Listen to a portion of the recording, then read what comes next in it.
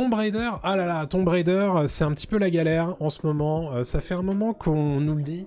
La dernière fois qu'on a entendu parler à Alicia Vikander de la suite de Tomb Raider, c'était pour nous dire que c'était plus entre ses mains et que a priori c'était un peu mal barré. MGM a perdu les droits d'adaptation de la licence Tomb Raider. Tomb Raider, évidemment, la licence de jeux vidéo très très connue qui a déjà été adaptée au cinéma avec Angelina Jolie, voilà, son nom m'échappait d'un coup, avec Angelina Jolie en tête de proue, en Lara Croft bien évidemment, et un petit peu plus de 15 ans plus tard, voici une nouvelle itération, une nouvelle incarnation portée par Alicia Vikander. Alicia Vikander qui était plutôt connue pour des films un petit peu plus d'auteur. On avait vu notamment dans Danish Girl face à Eddie Redmayne. Et c'était plutôt une bonne incarnation, moi j'avais trouvé Alicia Vikander en Lara Croft, surtout que ça correspondait au reboot en fait de la franchise en jeu vidéo qui a été impulsé en 2013 de mémoire. On me corrigera certainement dans le chat, où on avait du coup une nouvelle Lara Croft, et c'était une nouvelle façon d'expérimenter le personnage. D'ailleurs, il me semble que sur cette même chaîne YouTube, il y a un test de Tomb Raider, ou au moins un let's play de Tomb Raider nouvelle génération. Ce Tomb Raider nouvelle génération qui avait eu droit à 3 jeux vidéo au total. Et depuis, la licence a été revendue par Square Enix de mémoire. Là, je suis en train de dire des choses que je devrais pas dire parce que je suis probablement en train de m'en mêler les pinceaux. Mais bref, quoi qu'il arrive, MGM, pour revenir au sujet principal qui est du coup les studios de cinéma, MGM avait les droits d'adaptation de la licence Tomb Raider en film jusqu'à mai 2022. Et ils avaient jusqu'à cette date butoir pour valider et lancer le feu vert à une suite à Tomb Raider avec Alicia Vikander. Faute de quoi, les droits de la licence retombaient dans l'escarcelle du dépositaire de la licence, tout simplement. Bon. Il se trouve évidemment que vous comme moi, vous savez qu'en mai 2022, on n'a pas reçu de green light pour une suite de Tomb Raider avec Alicia Vikander. Voilà. Qu'est-ce qui est en train de se passer du coup ? En coulisses, certains studios hollywoodiens sont en train de se mener une guerre d'enchères pour obtenir les droits d'adaptation de la licence Tomb Raider, et donc proposer un nouveau reboot de la saga de Lara Croft. Nous avons appris du coup dans les colonnes de The Wrap que Alicia Vikander n'en ferait sans doute du coup pas partie.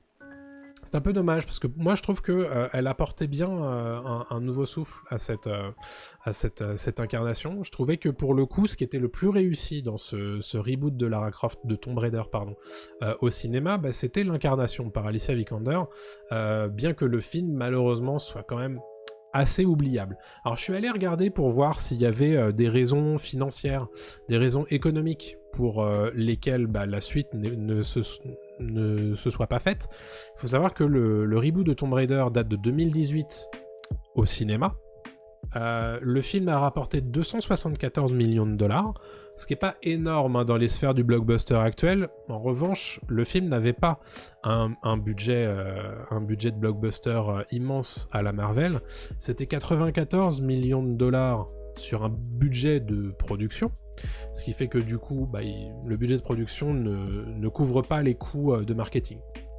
Donc, c'est certainement à peu près aux alentours de 150 millions de dollars, un truc comme ça.